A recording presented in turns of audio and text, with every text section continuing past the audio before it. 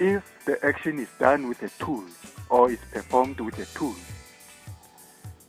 then in the Tswana language, the verb will have to be followed by the word ka, which is the equivalent of with in English.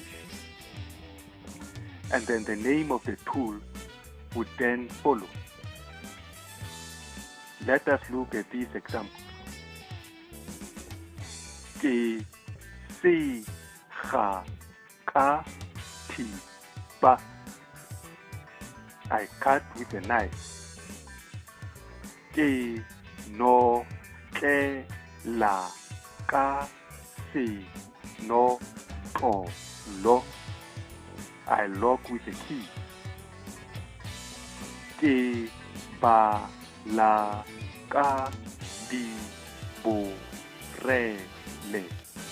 I read with glasses. Ke du e la ka ma di. I pay with money. Ke kwa la ka pe ne. I write with a pen. Ke a ba ya ka pi ta. I cook with a pot.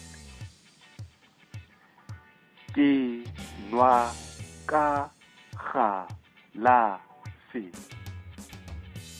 I drink with a glass, or you can say I drink from a glass.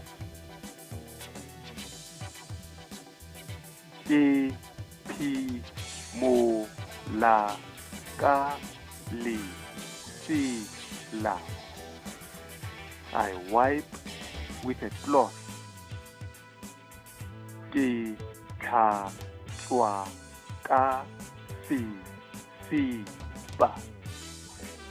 I wash with a soap or with soap.